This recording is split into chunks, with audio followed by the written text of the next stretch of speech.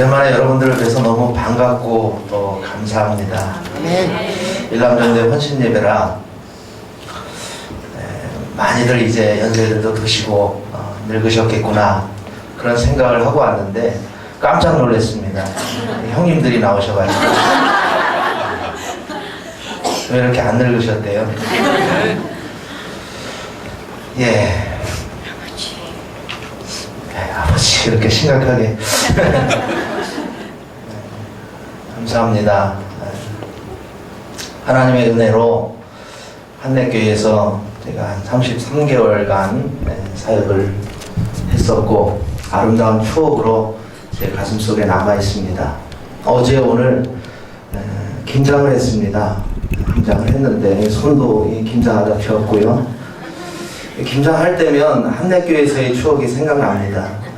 우리 권사님들, 집사님들과 함께 속을 버무리면서 침을 흘리고 콧물 흘리고 땀을 흘리면서 거기에 그게 다 들어가 있는 거예요.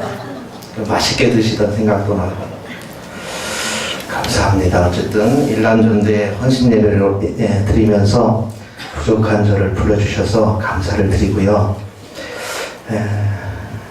이렇게 조 목사님 이곳에 부임하셔서 한내교회가 아름답게 성장해 간다는 그런 소식을 날마다 듣게 돼서 감사합니다. 제가 여러분들을 뵈니까 할 말이 너무 많아서 지금 머리에서 빙빙 돌아가고 무슨 말을 먼저 해야 될지 생각이 안 나고 이 카메라를 보는 순간 제가 너무 이게 가슴이 벌렁벌렁 해가지고 아까 여기 앉아있는데 갑자기 막 이딴만한 카메라를 들이대니까 막 이게 큰일 난 것 같더라고요. 잘해야겠구나. 긴장을 좀 푸는 차원에서 제가 유머를 좀 하겠습니다. 여러분 제 유머 실력 아시죠? 우리 교육자 수양회를 하면서 우리 조 목사님이 유머를 하시는데 참 코드가 틀려서 그런지 개그가 잘 안 통하더라고요. 그런데 조금 지나니까 적응이 되셔갖고 우리 조 목사님이 개그를 하실 때마다 빵빵 터졌습니다. 오늘도 여러분들이 저를 아시니까 재미없더라도 웃어주셔야 합니다. 5라는 숫자가 있었습니다. 근데 이 5가 4.5를 괴롭히는 거예요. 무시하고 너는 아무리 해도 너는 나한테 안 돼. 너는 정말 구제불능이야. 네가 아무리 노력해봐라 나를 따라올 수 있나. 4.5가 열이 받았습니다. 매일 구박만 받고 당하니까 안 되겠다 싶어서 머리를 짜냈어요. 어느 날 이 4.5가 성형외과를 갔다 왔습니다. 그리고 나서 5를 구박하기 시작하는 거예요. 5가 깜짝 놀랐습니다. 왜 그랬는지 아십니까? 성형외과 가서 점 빼고 왔어요. 일단 4.5가 아니라 45가 돼버렸어요. 감사합니다. 웃어주셨습니다. 저는 그래서 한국교회가 좋습니다. 썰렁한데도 웃어주시고.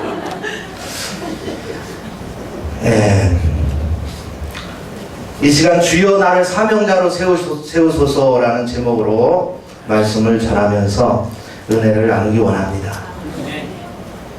연세가 드신 우리 일남전도회 또는 우리 일여전도회 우리 모두는 세상을 살아가면서 한 번쯤 이런 질문들을 해볼 겁니다.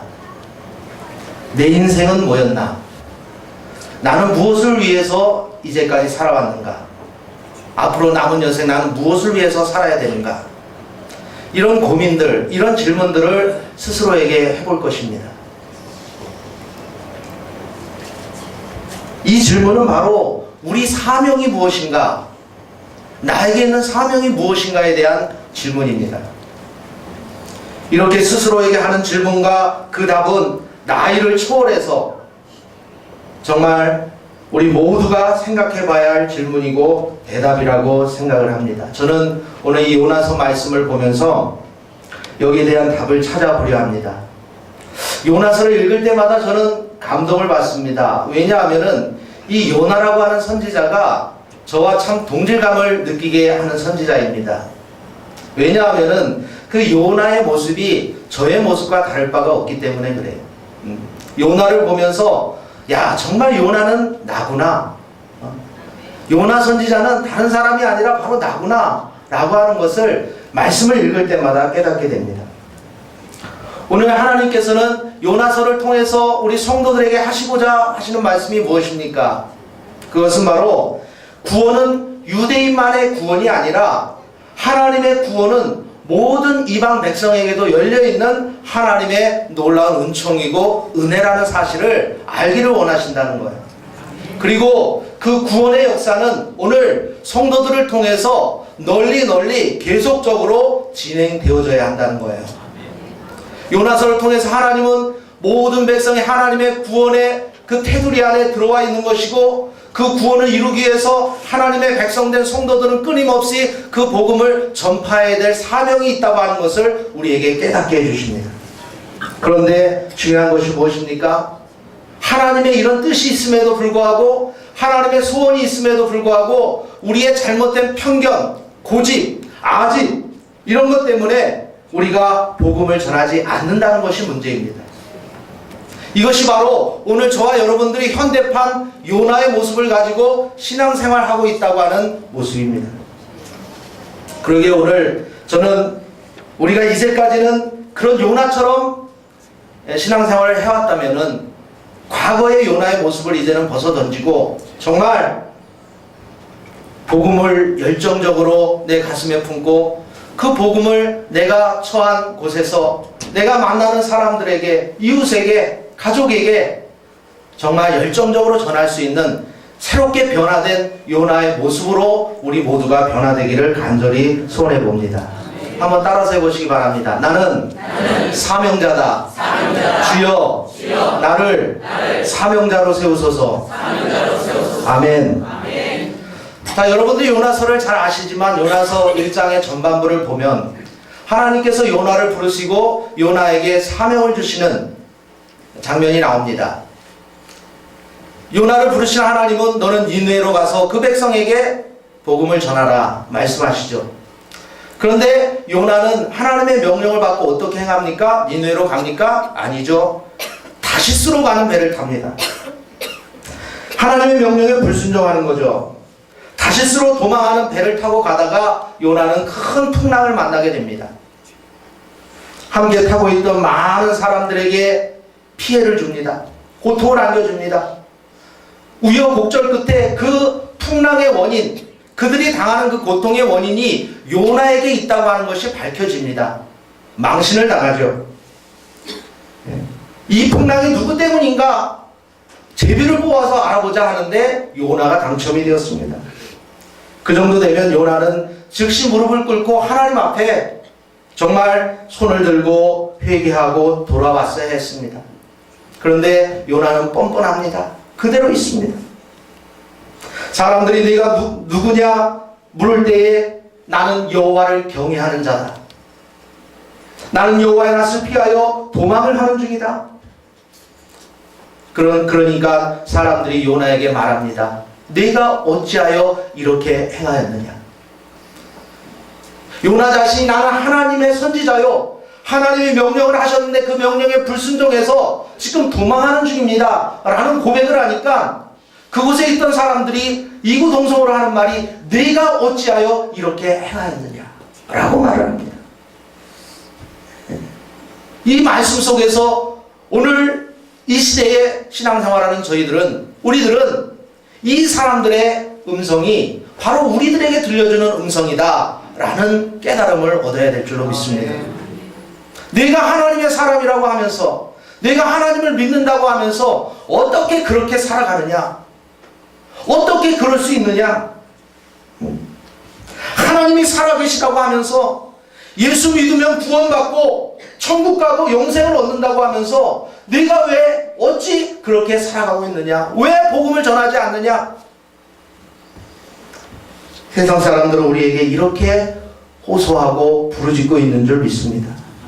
네. 여러분, 우리가 하나님의 복음을 듣고 구원받은 백성으로서 그 복음을 전하지 않는다는 것은 우리 자신이 스스로 현대판 요나의 모습을 가지고 신앙생활하고 있다고 하는 것을 인정하는 거예요. 우리는 사명 앞에 도망가는 요나가 되어서는 안 될 줄로 믿습니다. 그렇다면 우리가 도망자가 아닌 사명자로서 어떻게 해야 될까요? 우리 자신이 이제까지의 삶이 요나였다면, 도망자의 모습으로서의 요나였다면 그 모습을 벗어던지고 어떻게 사명자로 설 수 있을까요? 첫 번째가 따라서 해보시기 바랍니다. 문제의 원인이 내게 있음을 알아야 한다. 문제의 원인이 내게 있음을 알아야 한다. 예, 우리가 사명자로 서기 위해서 처음에 깨달아야 할 부분이 이것입니다.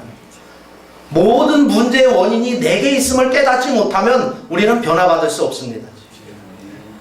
문제는 내게 있다고 하는 사실을 깨달아요. 바다가 점점 흉흉해지자 위험을 직감한 사람들이 요나에게 물어봅니다. 우리가 어떻게 해야 바다가 우리를 위하여 잔잔하겠느냐? 그때 요나가 뭐라고 말합니까? 12절 말씀 한번 보겠습니다. 12절 다 같이 시작. 그가 대답하되 나를 들어 바다에 던지라. 그리하면 바다가 너희를 위하여 잔잔하리라. 너희가 이 폭풍을 만난 것이 나 때문인 줄을 내가 아노라 하니라. 자, 이 배가 풍랑을 만나고 거기에 탄 사람들이 고통을 당하는 그 원인, 그 이유가 어디에 있느냐? 그것은 바로 나 요나 나 자신에게 있다 라고 요나가 고백하는 거예요. 문제의 원인이 다른 데 있는 것이 아니라 나에게 있다는 거예요. 여러분, 한 사람의 범죄가, 한 사람의 잘못이 한 공동체에게 큰 고통을 준다는 사실을 여러분은 기억해야 합니다. 나 하나 잘못함으로 인해서 내 가정이 고통을 받고, 나 하나 잘못함으로 인해서 내 교회가 고통을 받아요. 역사적으로 보면 히틀러라고 하는 한 사람 때문에, 그의 잘못된 편견, 야욕 때문에 수많은 유태인들이 학살을 당했어요. 세계적으로 세계대전이 발발해서 인류가 고통을 당했어요. 지금도 저 북녘 땅에 있는 잘못된 지도자 한 사람 때문에 그 백성들이 굶주리고 있습니다. 자유를 누리지 못하고 박탈당한 채 불쌍하게 살아가고 있습니다. 성경에도 보면요, 한 사람 아간 때문에 이스라엘 공동체가 고통을 당합니다. 여리고성을 함락하고 거기서 빼앗은 모든 물건 하나님 앞에 바치라고 했는데 얼마를 이 아간이 숨기잖아요. 하나님 앞에 범죄합니다. 그 일로 인해서 어떤 결과가 주어집니까? 그 옆에 작은 성 아이성을 침략할 때 이 정도쯤이야 하고 쳐들어갔는데 거기서 대패하고 말아요. 수많은 사람들이 죽습니다.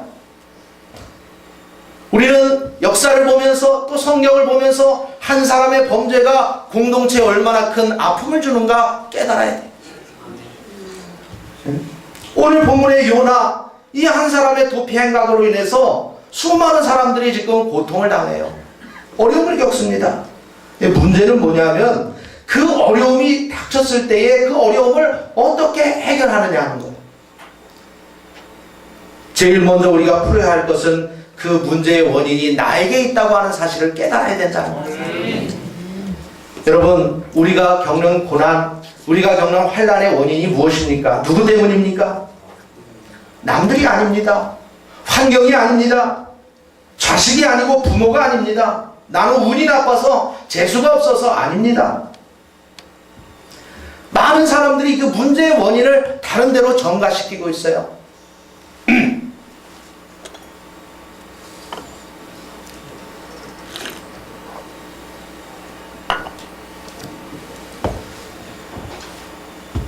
굉장히 높습니다.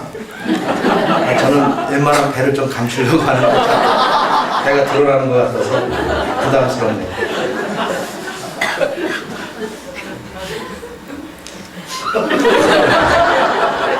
저도 차버리 갈까.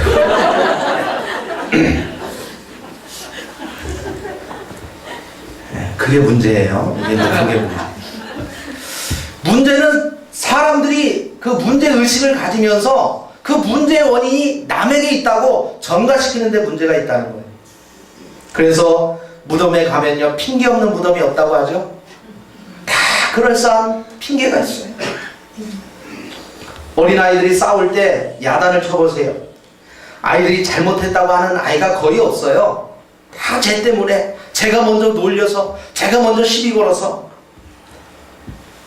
여러분, 이것은 어떤 나쁜 사람의 이야기가 아니라 우리 모든 인간들이 갖고 있는 죄악의 습성입니다. 네. 내가 죄인이고, 내가 잘못했고, 내가 부족함에도 불구하고 다 책임을 다른 사람에게 넘겨요. 에덴 동산에서부터 인류는 그렇게 살아왔습니다. 하나님은 아담에게 네가 어찌해서 선악과를 따먹었느냐 물으니까 아담이 하와에게 책임을 전가하잖아요. 하나님이 짝지어 주신 그 여자가 먹게 했습니다. 하와는 뱀에게 전가합니다. 이것이 문제라는 거예요. 어린아이가 걸음마를 할 때요, 가끔가다 이 문지방에 걸려서 넘어지잖아요. 그러면 어린아이는 막 울어댑니다. 그 어린아이의 울음을 그칠 수 있는 방법이 뭔지 아십니까? 예? 그래요. 문지방을 때려주는 거예요. 사정없이 문지방을 때리면서 이놈의 문지방이 왜 우리 아이를 넘어뜨렸느냐 막 혼냅니다. 문지방을. 땀을 뻘뻘 흘리면서 문지방을 때려주면 아이가 그것을 보면서 눈물을 딱 그쳐요. 울음을 딱 그쳐요. 내가 넘어진 것은 내 잘못이 아니라는 거죠. 누구 때문이에요? 그 나쁜 문지방 때문에. 이 문지방이 못된 놈이라는 거예요. 그러니까 엄마가 문지방을 혼냈으니까 나는 괜찮다는 거예요. 여러분, 아이를 키우면서 이렇게 키우지 마시기를 바랍니다. 예? 아이에게 잘못된 생각을 주입시켜 주는 거예요. 나는 책임이 없다는 거예요. 이게 좋은 교육 방법이 아니죠. 여러분 자신이 문제의 원인 제공자임을 철저하게 인정하고 깨달을 수 있는 우리 모두가 되기를 바랍니다. 네. 여러분은 어떤 문제 갖고 있습니까? 자식 문제입니까? 사업의 문제입니까? 인간관계 속의 갈등 문제입니까? 그 문제의 원인이 뭡니까? 환경입니까? 아니면 다른 사람 때문입니까? 한번 따라서 해보시기 바랍니다. 문제의 원인은 접니다. 예. 문제의 원인은 다른 사람이 아니라 바로 나 자신이에요. 이것을 인정하지 않으면 우리는 절대로 그 문제 속에서 헤어나올 수가 없습니다. 가장 중요한 것은 문제 속에서 그 문제의 원인의 발단, 제공자가 나라고 하는 사실을 인정하는 거예요. 이 고백이 있으면 우리 인생의 어떤 문제라도 그 문제를 풀어가는데 첫 단추를 정말 푼 거라는 사실을 여러분 깨닫기를 축원합니다. 자, 그렇다면 주님이 원하시는 해결책은 뭡니까? 자, 요나는 지금 자기가 문제 그 원인의 제공자라고 하는 사실을 인정했어요. 사람들 앞에서 나 때문에 당신들이 이런 고난을 당합니다. 나 때문에 풍랑이 임했습니다. 자, 그렇게 자기가 문제인 것을 알았지만 그 문제를 해결하는 방법이 어땠느냐? 성경은 어떻게 말합니까? 자기를 들어 바다에 던지라고 합니다. 그게 방법이에요. 문제를 해결하는 방법. 그러면 바다가 잔잔해진다. 그렇게 이야기를 합니다. 여러분, 우리 이 말씀을 보면서 문제의 원인이 자기인 것을 안다고 하는 것은 정말 중요하고 요나가 그것은 잘했지만 문제를 처리하는 방법에 있어서는 잘못되었다라고 하는 것을 우리는 깨닫게 됩니다. 내가 죽으면 된다. 아닙니다. 나를 들어 바다에 던지라. 이런 방법은 하나님의 방법이 아닙니다. 정말 그것이 해결책이라면 자기가 바다에 빠져 죽어서 그것으로 인해서 풍랑이 잔잔해지고 사람들이 그 위기에서 벗어날 수 있는 것이 그것이 해답이라면 남들한테 자기 던지라고 하면서 살인자로 만들 것이 아니라 자기 스스로 뛰어내리면 되잖아요. 그죠? 자기 스스로 풍덩 떠내리면 되잖아요. 왜 다른 사람을 살인자로 만듭니까? 문제의 원인이 자기인 것을 아는데 해결책이 잘못되었다는 거예요. 참된 해결책이 무엇입니까? 참된 해결책은 죽는 것이 아닙니다. 참된 해결책은 하나님 앞에서의 문제를 풀어가는 데 있어서 정말 참된 해결책은 바로 죽는 것이 아니라 하나님 앞에 회개하는 것입니다. 두 손 들고 주님 앞에 나와서 한마디만 하면 됩니다. 주님, 제가 잘못했습니다. 니네로 가겠습니다. 하나님이 바라시는, 하나님이 원하시는 문제 해결책은 바로 그것이었어요. 오늘날 많은 사람들이 문제를 만나면 그 문제를 해결하는 방법으로 극단적인 방법을 선택합니다. 그래서 우리나라가 자살률도 1위라고 하잖아요. 자살은 절대로 해결책이 아닙니다. 오히려 문제를 더 복잡하게 만들고 하나님이 원하시는 것도 아닙니다. 그 자살로 인해서 문제가 해결된다면 우리는 다 죽어야 돼요. 자살해. 진정으로 문제를 해결하려면 그 문제의 원인이 자기인 것을 깨닫고 그 다음에 주님 앞에 두 손 들고 나와서 고백하는 거예요. 자기의 죄를 고백하고 불순종을 고백하고 그리고 하나님 앞에 간구하는 거예요. 이제는 이렇게 살지 않겠습니다. 이제까지는 내가 잘못 생각하고 잘못 판단하고 그렇게 불순종하며 살아왔는데 나를 불쌍히 여겨주시고 한 번만 용서해 주시면 제가 이제부터는 다르게 살겠습니다. 하나님 뜻대로 살겠습니다. 이게 하나님 원하시는 해결책이라는 거예요. 저는 이 말씀을 준비하면서 기도하다가 갑자기 천부의 의지 없어서 손 들고 옵니다. 이 찬양이 생각나서 기도하다 그 찬양 부르면서 많이 불었어요. 우리 1절만 한번 해볼까요? 시작. 천부의 의지 없어서 손 들고 옵니다. 주 나를 박대하시면 나 어디 가리까. 내 죄를 씻기 위하여 피 흘려주시니 곧 회개하는 마음으로 주 앞에 옵니다. 아멘. 여러분, 우리가 문제를 인식하고 진심으로 두 손 들고 회개의 자리로 나올 때에 우리 인생의 어떤 문제도 능히 해결받게 되는 줄 믿으시기를 바랍니다. 하나님의 방법이에요. 하나님의 요구하시는 하나님의 뜻이에요. 우리는 하나님 앞에 두 손 드는 수밖에 없어요. 하나님 앞에 굴복하는 수밖에 없습니다. 어떤 사람이 두 손 들 수 있습니까? 첫 번째로 회개의 결과를 믿는 사람이 두 손 들고 하나님 앞에 나올 수 있습니다. 이사야 1장 18절을 보니까 여호와께서 말씀하시되 오라 우리가 서로 변론하자. 너희의 죄가 주홍 같을지라도 눈과 같이 희어질 것이요 진홍같이 붉을지라도 양털같이 희게 되리라. 이사야 55장 7절에 보니까 악인은 그의 길을 불의한 자는 그의 생각을 버리고 여호와께로 돌아오라. 그리하면 그가 긍휼히 여기시리라. 우리 하나님께로 돌아오라. 그가 너그럽게 용서하시리라.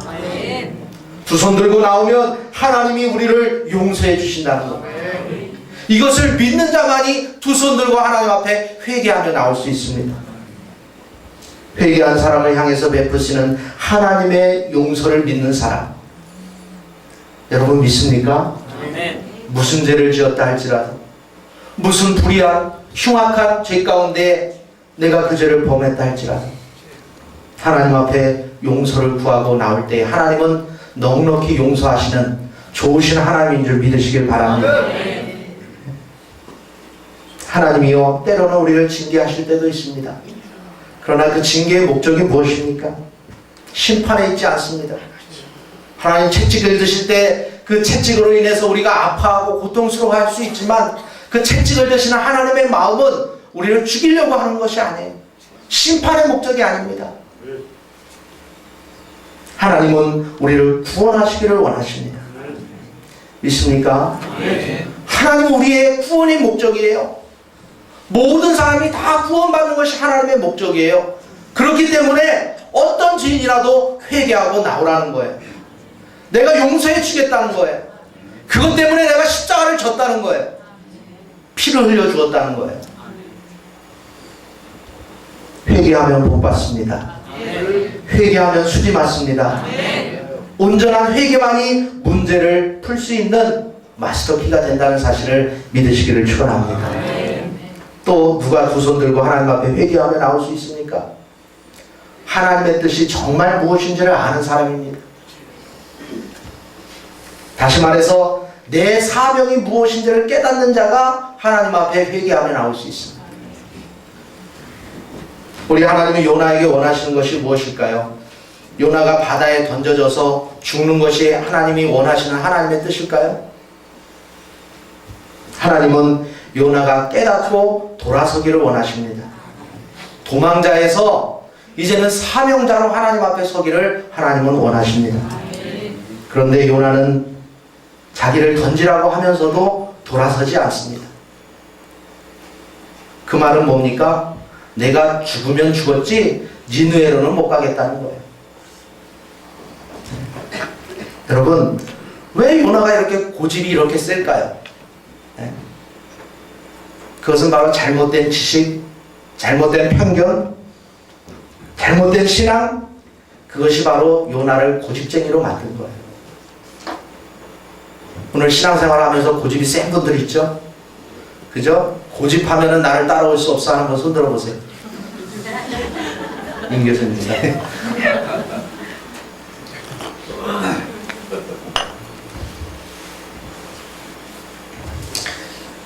그 고집이 잘못됐는데도 불구하고 죽자 살자 그 고집을 부리고 있어요. 요나가. 임교신 집사님이 아니라. 잘못된 생각이에요. 편견이에요. 하나님의 뜻이 뭔지를 모르기 때문에, 자기의 사명이 뭔지를 모르기 때문에 고집을 부리고 있는 거예요. 오늘날도 선교를 부정하는 분들이 많이 있습니다. 특별히 일본 선교나 북한 선교, 중국 선교, 회교권 선교에 대해서 부정적인 시각을 갖는 분들이 많이 있어요.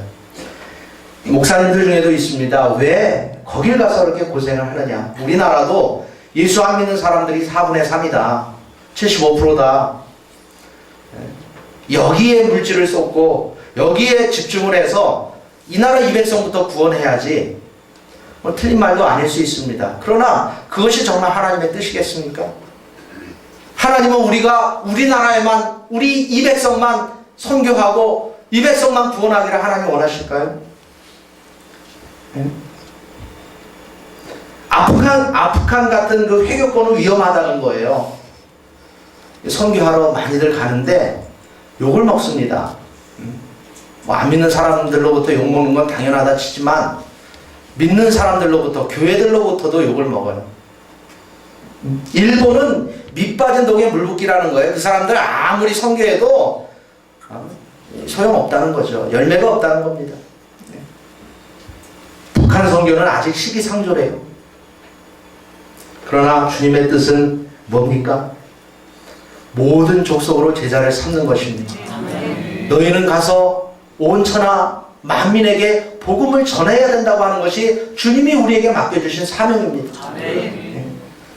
피부색을 차별해서도 안 되죠. 지역을 차별해서도 안 됩니다. 민족적인 감정 때문에 그거 앞세우다가 복음을 전하지 못하는 그러한 불순종을 저질러서도 안 됩니다. 이것은 주님의 뜻이 아닙니다. 우리는 이것을 버려야 합니다. 내 잘못된 신학, 내 잘못된 편견, 내 속에 있어서 그것들이 고집을 부리고 있으면 오늘 저와 여러분들이 바로 요나와 똑같은 사람이라는 거예요. 요나를 멀리서 찾을 필요 없습니다. 바로 우리를 보면서 아, 요나가 이랬구나. 여러분 깨달으면 되는 거예요. 여러분을 향하신 하나님의 뜻이 무엇입니까? 여러분을 향하신 하나님의 사명이 무엇입니까? 나는 나이가 많아. 나는 몸이 약해. 나는 사명이 없는 자입니까? 아닙니다. 하나님은 여러분 한 사람 한 사람에게 주신 사명이 있어요. 그 사명이 있어서 오늘 생명을 하나님이 보존하고 계신 거예요. 성도는 이런 생각을 꼭 가져야 합니다. 하나님이 나 사명 다하면 내 생명 걷어가실 것이다. 내 생명 걷어가지 않는 이상 나에겐 사명이 있다. 아멘. 이 생각을 꼭 하고 여러분 사시기를 축원합니다. 아멘. 우리는 하나님의 뜻이 무엇인가를 분별해야 되고 그 명령을 따라야 합니다. 자, 그러면 우리가 하나님 앞에서 사명을 깨닫고 사명자로서의 삶을 살려면 어떻게 해야 합니까? 요나에게 필요했던 것이 무엇입니까? 요나에게 부족했던 것이 무엇입니까? 그것은 여러 가지가 있을 수 있지만 하나만 말씀드리려고 합니다. 그것은 바로 한 영혼의 가치를 바로 알아야 된다는 겁니다. 한 사람의 그 영혼의 가치. 요나는 나를 들어 바다에 던지라 그리하면 너희를 위하여 바다가 잔잔하리라. 이 폭풍을 만난 것이 나 때문이다. 그리고 그 문제에 책임을 지고 자기가 죽어야 한다고 합니다. 그런데 이상합니다. 선원들의 행동이 어떻습니까? 맞다, 그거다 하면서 요나를 바다에 던져버립니까? 오히려 사람들은 요나를 살리기 위해서 애를 씁니다. 13절 한번 보실래요? 13절 시작. 그러나 그 사람들이 힘써 노를 저어 배를 육지로 돌리고자 하다가 바다가 그들을 향하여 점점 더 흉용함으로 능히 못한지라. 자, 이것이 인지상정일 것입니다. 그 선원들은 요나를 바다에 던지지 않고 어떻게 하면 이 풍랑을 면할 수 있을까? 무진 애를 씁니다. 그들이 시도한 방법이 뭡니까? 세 가지였습니다. 첫 번째가 배를 육지에 대려했다는 거예요. 어떻게 해든지 배가 육지에 닿으면은 풍랑이 아무리 심해도 우리는 살 수 있다. 같이 살 수 있다. 그런데 실패하죠. 너무나 풍랑이 세니까 실패합니다. 두 번째로는 그들은 힘을 합쳐서 하나님 앞에 기도를 합니다. 14절 보세요. 14절 시작. 무리가 여호와께 부르짖어 이르되 여호와여 구하고 구하오니 이 사람의 생명 때문에 우리를 멸망시키지 마옵소서. 무죄한 피를 우리에게 돌리지 마옵소서. 주 여호와께서는 주의 뜻대로 행하심이니이다 하고, 자, 기도를 하는 거예요. 하나님 앞에 기도합니다. 그리고 그래도 안 되니까 마지막에 요나를 바다에 던집니다. 정말로 힘든 결정이었어요. 어떻게 해서든지 요나 그 한 생명을 살려보려고 애를 써도 안 되니까 어쩔 수 없는 마지막 최후의 선택으로 요나를 바다에 던졌습니다. 저는 여기서 마음에 끌리는 것이 있습니다. 이 선원들의 모습입니다. 선지자가 아닌 사람들이에요. 이 사람들이 하나님을 믿는 사람인지 믿지 않는 사람인지, 믿는 사람도 있었을 것이고 안 믿는 사람도 있었을 것. 그런데 이 사람들이 어찌하든지 한 생명을 살려보려고 별의별 방법을 다 동원하더라는 거예요. 죽는 힘을 다해서 이 요나를 한번 살려보겠다, 이 사람 한번 살려보겠다, 불쌍히 여기는 마음 가지고 애를 쓰는 거예요. 그들은 요나가 나를 들어 바다에 던지라 하는데도 그를 던지지 않습니다. 이 방법을 써보고 저 방법을 써보고 어쩔 수 없이 나중에 요나를 바다에 던지기는 했습니다만,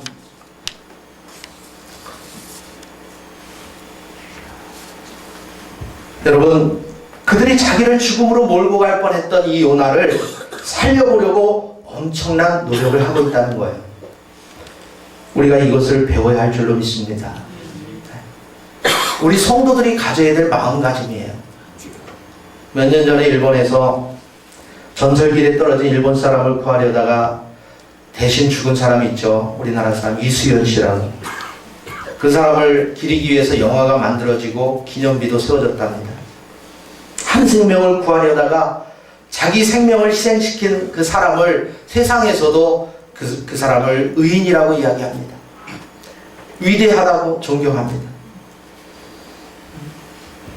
하물며 여러분, 하나님의 사람들, 예수 그리스도의 십자가의 보혈로 구원받은 우리 하나님의 백성들이 한 영혼을 대하는 태도가 어떻습니까? 여러분은 한 영혼을 어떤 시각으로 바라보십니까? 한 영혼이 얼마나 귀해 보입니까? 성경 분명히 말합니다. 천하보다 귀한 영혼이라고. 왜 그 영혼이 천하보다 귀합니까? 예수 그리스도께서 피 흘리시면서까지 구원하신 영혼이기에 천하보다 귀한 거예요. 그런데 우리는 나 아니라고, 우리 가족 아니라고 대수롭지 않게 생각하고 살아오지 않았습니까? 지금 요나의 모습이 그거예요. 니느웨 성에 사는 12만 명의 그 영혼들을 대수롭지 않게 여기는 거예요. 죽든지 말든지. 그런데 하나님을 모르는 이방인들이 그 요나 한 사람을 살리기 위해서 그렇게 애쓰는 모습을 보면서, 야, 오늘 하나님을 믿는 하나님의 사람들이 어떤 마음으로 살아야 될 것인가 라고 하는 도전을 제가 받을 수가 있었습니다. 좀 아이러니컬한 얘기예요.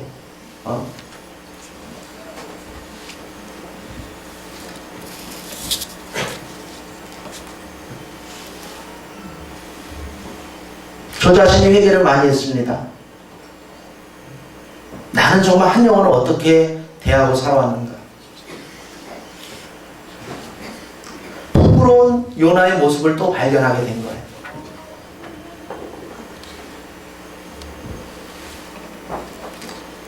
요나보다 선원들이 더 한 영혼에 대한 귀중함을 알고 그 영혼을 죽이는 것이 두려워서 그 영혼을 어떻게든지 살려보려고 애쓰는 모습이 성경에 기록되어져 있습니다.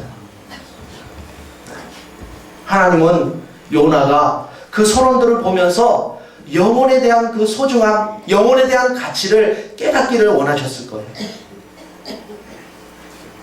자기가 그냥 바다에 던져져서 죽으면 그 사람들 쉽게 구원받을 수 있는데, 자기 한 생명, 자기 때문에 고난을 받으면서도 그 자기를 살리기 위해서 애쓰는 그 선원들의 모습을 보면서 요나가 깨닫기를 하나님은 원하신 거예요. 그게 하나님의 마음이다. 그게 내 마음이다. 그래서 바다에 던져진 요나를 죽이지 않고 큰 물고기를 준비하셨다가 살리십니다.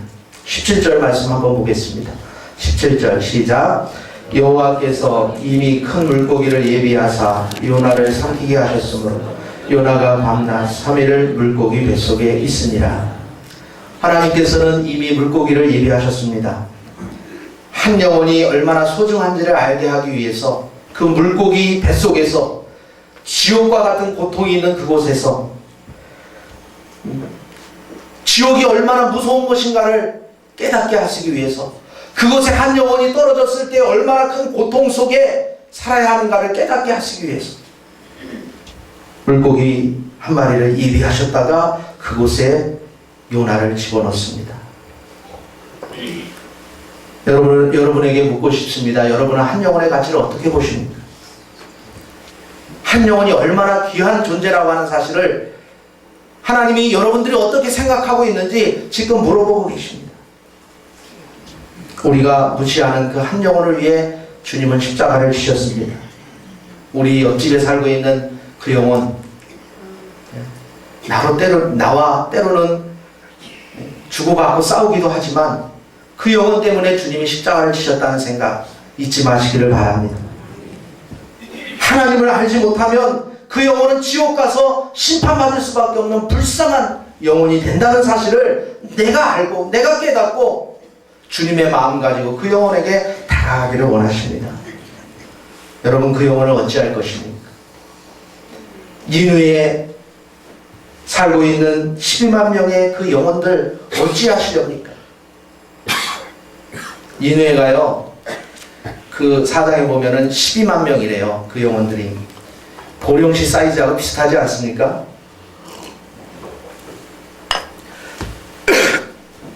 보령시가 11만 명이라고 하는데, 저는 이 말씀을 보면서 이 보령에 있는 우리 교회들이, 특별히 한내교회가, 특별히 일남전도회가 보령시에 대한 어떤 사명감을 갖기를 주의 이름으로 축원합니다. 이 영혼들을 여러분들에게 맡겨주셨다는 거예요. 이 영혼들을 살려야 될 책임이 여러분들에게 있다는 거예요. 하나님은 이 영혼들을 살리시기 위해서 한내교회를 들어 쓰시기를 원하신다는 거예요. 거기에 순종하지 않고 자꾸 도망가고 딴짓하고 살 때에 하나님은 풍랑을 일으키시고, 하나님 우리를 물고기 뱃속 가운데로 빠뜨려서 고통도 당하게 하시고, 모든 과정 속에서 내가 도망자가 아닌 하나님의 사명자로서 세워져서 그 영혼들을 품고 기도하고 그 영혼들을 예수께로 인도해서 구원받게 하기를 하나님은 원하고 계시다는 거예요. 하나님의 뜻이 무엇인지 아십니까? 여러분, 하나님의 뜻이 느껴지십니까? 이것이 하나님께서 한내교회 일남전도에 우리 성도님들을 향한 그 성도님들 입술을 통해서 하나님 이 보령실을 우리에게 주십시오. 이 보령실을 우리가 품고 기도하겠습니다. 그들에게 다가가겠습니다. 그들을 주께로 인도하겠습니다.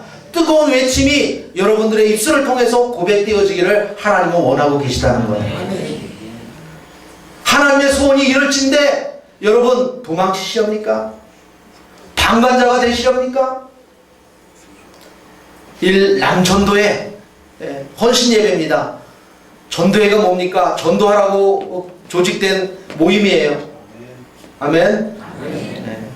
저는 어떤 교회든지 그렇다고 봐요. 특별히 한내교회가 제가 사역을 했던 곳이고 친근한 분들이 있어서 그런 느낌이 더 들지 모르지만, 한내교회가 든든한 비결 중에 하나는 젊은 우리 학생들, 젊은 청년들, 젊은 우리 분들이 많아서 좋은 것도 좋은 거지만, 그래도 일남전대, 일여전대 연세 드신 분들이 그렇다잖아요. 연세 드신 분들이 무게를 잡고 이 교회에서 정말 본연의 임무를 충실히 감당하고 계시기 때문에 교회가 든든하다고 저는 봅니다. 여러분들이 바로 서야 합니다. 여러분들이 모든 면에서 본이 되어야 합니다. 존경하는 장로님 중에 그 박성철 장로님이라고 신길교회 계십니다. 여러분 잘 아시죠? 신원 에베네셀 회장님이시죠. 그분의 이야기를 가끔 듣는데, 그분은 예배 시작되기 전에 주차봉을 들고 와서 주차 정리를 하신대. 제일 어른 아닙니까? 장로님들 중에서도. 그리고 끝나면은 점심 식사하고 띠를 두르고 전도하러 나가신대요. 회장님이 그렇게 하기 쉽지 않거든요. 그러니까 장로님이 그렇게 하시니까 이 일반 성도들이 뭐 말을 못하는 거죠. 핑계가 없습니다. 다 같이 나가야 되는 거예요. 이렇게 우리 일남전도의 우리 어르신들이 그런 어떤 본이 되는 모습으로 세워지시면, 이남전도에 따라올 것이고, 삼남전도에 따라올 것이고, 십남전도에 없죠? 다 따라오게 돼 있는 거예요. 줄줄이 사탕될 줄을 믿습니다. 중요한 것은 오늘 하나님의 마음을 알자 이거예요. 하나님의 마음. 저와 여러분들이 이 마지막 때의 남은 여생, 이제 무엇을 위해 살아야 될 것인가? 그 고민의 해결책은 뭐냐? 하나님의 마음을 알고 내가 사명자인 것을 알고 그 사명 감당하려고 하나님 앞에 몸부림치며 기도하고 하나님 앞에 서면 하나님이 어떤 방법으로든 어떤 모양새로든 우리를 들어서 그 사명 감당할 수 있게 해주실 줄로 믿습니다. 그런 은혜가 우리 일남전도 또 우리 모든 한내교회 성도들에게 임하기를 주의 이름으로 축원합니다. 기도하겠습니다.